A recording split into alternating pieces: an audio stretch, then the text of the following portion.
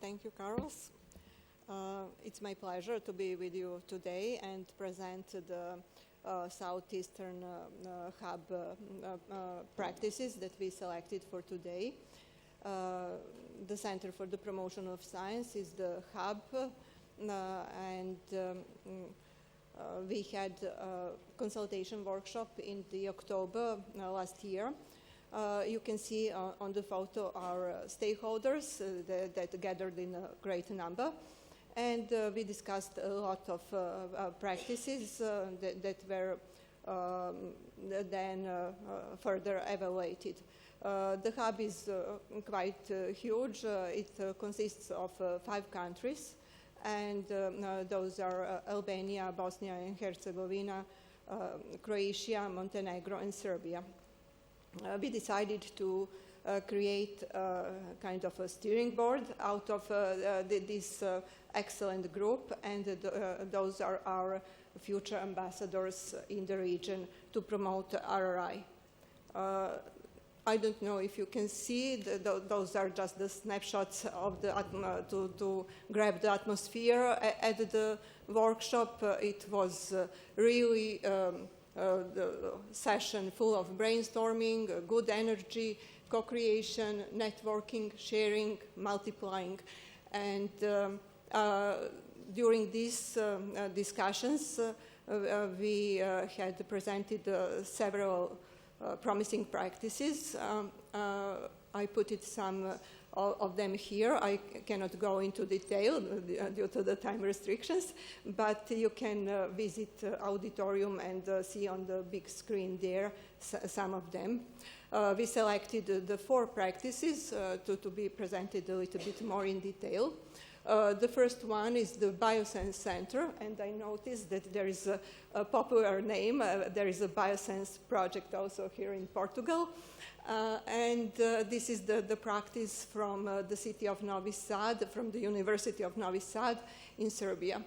The web page is presented here, and you can see here the founder and the director of the center, Vesna Crnojević-Begin. Biosense Center is focused on the application of ICT solutions in agriculture, ecology, environment protection, and the forestry. And the aim of this practice is to advance scientific knowledge through reinforcing the role of agriculture. And why this could be selected as a real RRI promising practice is that it is promoting the open innovation approach in research, and it's sharing the knowledge and fostering intensive collaboration with end users. So the stakeholders are innovative ICT SMEs, end users, farmers, agriculture enterprises, and the regional government. Activities of the Biosense Center are to engage the region in a path of innovative growth through incorporating the needs and the expectations of the stakeholders. And in this practice, the Living Lab concept is also applied, and what they call precision agriculture, this PA for all, is formed like a living lab, and this is the first living lab in Europe and in Serbia dealing with the precision agriculture. The next practice is societal project. This is a project funded by EU under the FP7 program. And the proposer of this practice is the company Dunavnet, also from Novi Sad in Serbia. The aim of this practice is to create a socially aware, citizen-centric Internet of Things. This is also a new technology, ICT technology. And the idea is to involve the citizens in the creation of solutions based on Internet of Things that could help them to create a better living environment. Sorry, this was the website of the project.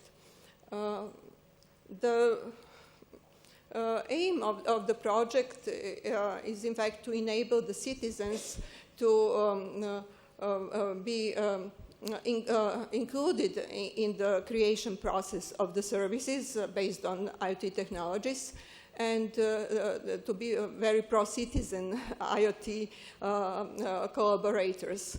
The project is encouraging the participation of the users to boost the IoT, because I don't know how you much know about Internet of Technologies, but they are in a starting phase, and this project would like to put them on a larger scale. So the approach is to create a very, very technical solution that will create a reliable environment for the creation of the services. Under the project, some pilots are already developed in the city of Novi Sad, mood of the city, and elevator supervisor. In Santander in Spain, Santander Citizen, Santander Dusk, and Enabling Santander. And also a new comer in the project from Taipei is having the pilot for a smart retail. The key of this practice, why we are labeling it as RRI, is that it is including users, end users in the co-creation of the services.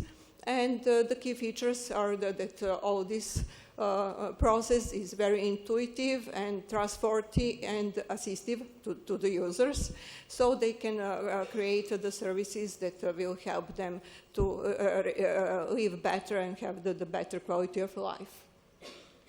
Under the project, the ecosystem is created that, with the key elements that are trust, user control, and transparency. You can see here the photos from some co-creation workshops. The first one is from the city of Santander, and the second is from the city of Novi Sad. The next practice is AeroBioAct from Rijeka in Croatia. This is a project that is developing bioethical standards. And the aim of this project is connect the researchers, the scientific community, local governments, civil society organizations in the process of creating bioethical standards that are based on the European practice, but also on the real user needs of the stakeholders. And the methodologies that a number of events will be run from the workshops, conferences, etc., where all the stakeholders will meet, exchange ideas, and through dialogue come to the formulation of the needs and the content of these biostandards. The stakeholders are the research community, local government, civil society organizations, and the general public. The expected outcomes is to create a set of bioethical standards that really would fit the needs of all stakeholders, and that will address the quality of life as the major problem in environmental protection, and this is something that they are doing also concretely in the 3 municipalities in Croatia.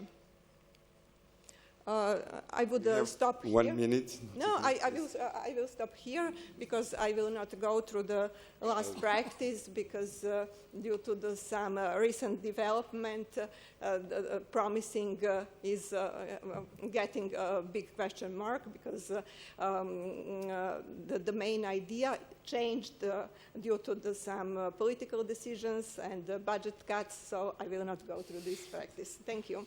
Thank you, Divina.